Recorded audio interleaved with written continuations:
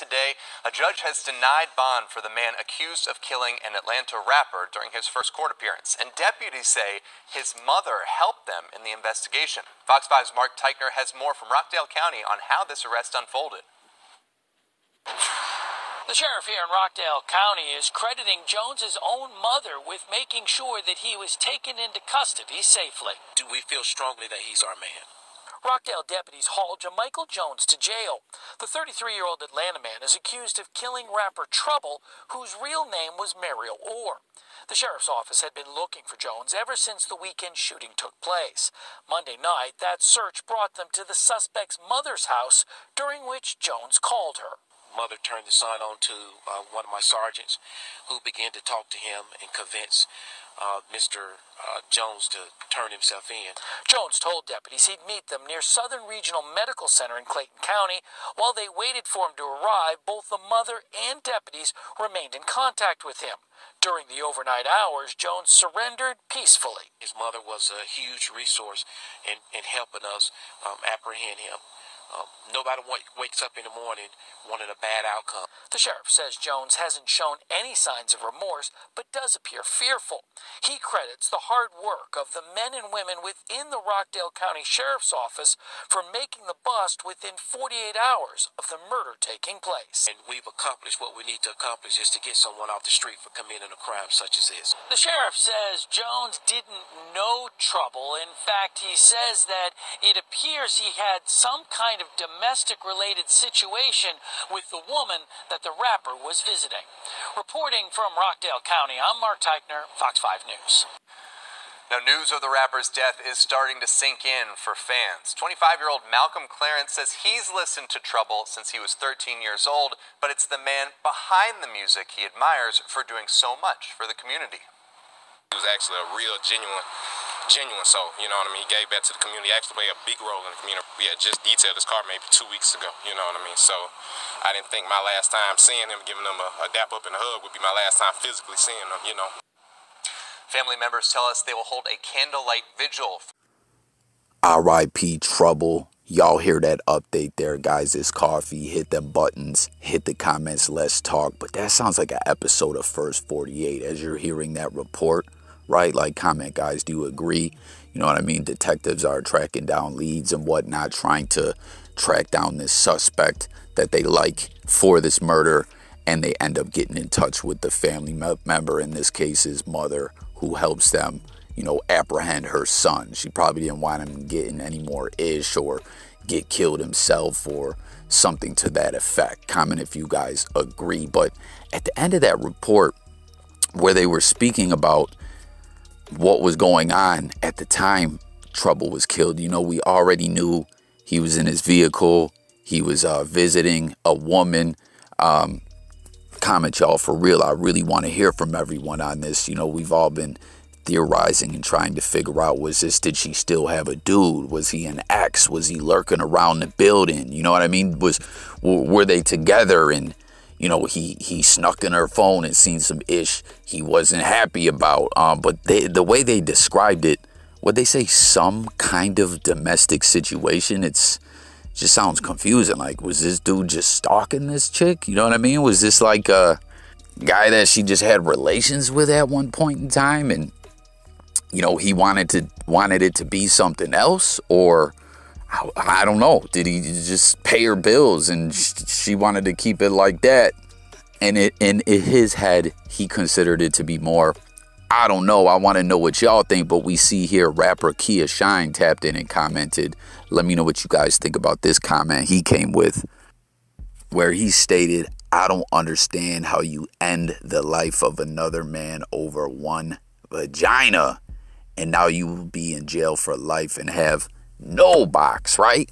Like, you're killing over the box, but now you're never gonna even get close to it again in the rest of your life, unless you got super game and, you know what I'm saying, some CO, female CO, and in there is feeling you or something, you know? Like, it really truly makes no sense, you know? But it seems more and more in this current society. I mean, don't get it wrong, there's always been individuals out there that will get to the extra violence with the quickness.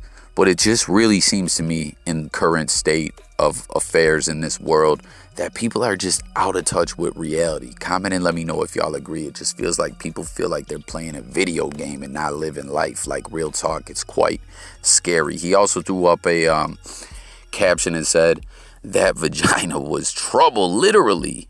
I hate to see another black man locked up because he couldn't control his emotions. You cannot control people, but you can control how you react to people. Let's talk spirituality. The enemy only needs a vessel to carry out his mission. Then the person is sitting in a cell for the next 30 to 40 or maybe life saying, I don't know what got into me. Well, I do. R.I.P. Trouble. P.S. This post was inspired by a convo with my brother, Dirty Fresh 901. Immediately no. Be quiet. God talking." Someone commented and said, "Boy had a sucker stroke." Someone else said, "Well said. People let emotions trick them out of position so fast. It's a lack of self-awareness and accountability that fuels the ego sometimes, and the results can be deadly." Shaking my head. And I mean, real talk, guys, whether what the situation be, you know, it's easy to say and sounds cliche, like count to 10, cool down, go for a walk, but immediately reacting, you know, never really is the way to go, unless it's like some situation where you got to defend yourself or your family immediately. Other than that, you know, you got to stop, take a breath, think about what's going on, count to 10, walk away, release the peace, and be strong. Y'all remember that? That's from an old commercial, but it, like, real talk, it really applies. But I don't know, man. Again, you know, speaking to the current state of affairs in society, a lot of ish that we see going on the web, in the blogosphere, people are just reacting, talking their talk, just, you know, being sporadic and wilding out, and people love to see that, you know, but that's not real life. That's not a real reflection and representation of how one should be living. You know what I'm saying? You gotta take a minute and think. But comment, y'all. Let me know what you guys think. Again, R.I.P. Trouble. I really want to hear from the fans. It was sad, man. You heard that guy that detailed his car talking about it and was like, man, like, he was a genuine good dude. And I didn't think that'd be the last time I seen him. I gave him a dap, a handshake. It is what it is, you know. In other news, y'all, got a bit of an update on this whole J Prince WACK100 situation we saw yesterday. The clip went viral. I did a video on it. If y'all ain't seen it, you can tap into it, where J Prince appeared on $1 million worth of game, kicking it with Gillie and Wallo. And he did not pull any punches at all. He said how he felt about Wack. He was sick. He's Officer Rat 100 to J Prince. He's sick of seeing him trying to tear down good dudes. You know, he mentioned Meek Mill, Big U, R.I.P. Nip, you know, the late great legend, Tupac. I mean, the GOAT, right? It's just what Wack does. He tries to tear people down. He's always dissing. He's a very abrasive individual, and we now know, as I constantly point out to y'all, with the Clubhouse 100 program, he is attempting to spin narratives and have a lot of followers, you know, kind of parroting him, not parodying, parrot, like a parrot on your shoulder, just repeats what you say. That's a big part of WACK100's play here. Well, since then, shout out to Death of the Clout Chaser TV. I saw a video over there on his platform where, again, on the Clubhouse 100 circuit, Wack was talking about Gillie and Wallo. We gonna see. We gonna holler. You know, and he went on to speak about how we just bumped into him recently in Hollywood. And, you know, he's definitely implicating, like, there's going to be problems. Now, a lot of people were saying, yo, Wack originally, when he knew J Prince was going to be over there, he was saying, yo, they're bloggers. They got a podcast. They're doing their job. Now it seems he's got an issue. He also went on to say J Prince is pussy and all this extra ish. But what do you guys think of this? Like, that's what I was stating before with the No Jumper platform, where, yeah, him and Adam 22 are cool now. But for the longest time, Billy Joel Voice, he was mad at Adam for having different people on his platform, you know. And now this with Gillie and Wallo, like, oh, they're just interviewing Jay Prince doing their job. Oh, now I got an issue with that. We're gonna holler. And for the record, I don't believe they're the least bit worried about WACK100. I don't know, but again, as I already pointed out, Gillie and WACK have an odd relationship where WACK constantly is kind of trying to clown on him and crack jokes at his expense, you know, with WACK having this close relationship. Pause, right, with Birdman. And we know Gillie used to have a situation with Cash Money Records. He's always trying to get in his ear like, oh, Birdman told me this, Birdman told me that. But what do y'all think, man? Do you guys think it's lame and corny here that WACK originally is like, oh, they're doing their job, now I gotta holler at him, now we got a problem? Like, I just can't quite understand it, you know? Like, he's stewing in it and got in his feelings or what? I don't know. Y'all comment. Let me know again. Anyone new to the platform, I always want to hear what y'all got to say. But I also want to hear everyone's point of view on this whole situation with him and Jay Prince in this Larry Hoover footage.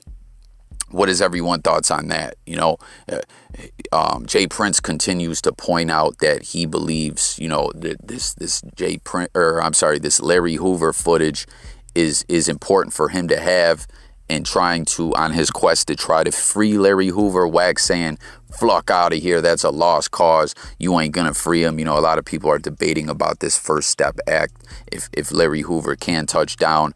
But WACK is you know, telling the world that that's all cap, and that you know, Jay Prince is trying to manipulate the public, that he really just wants the footage for his own monetary gain. I don't know. What do y'all think? Again, tap in, comment, let's talk. And to end this, man, I just wanted to play this viral clip for y'all. I don't know where this come from. I don't know where this park is, but it's a bit alarming if you try to look up about a roller coaster breaking down.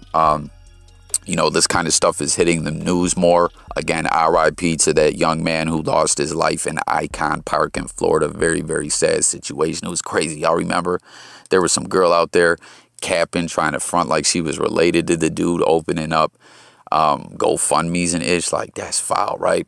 But because that happened, we're now seeing, you know, roller coaster malfunctions and stuff like that in the news reported more regularly. Normally this stuff is covered up, non-disclosed NDAs and ish like that.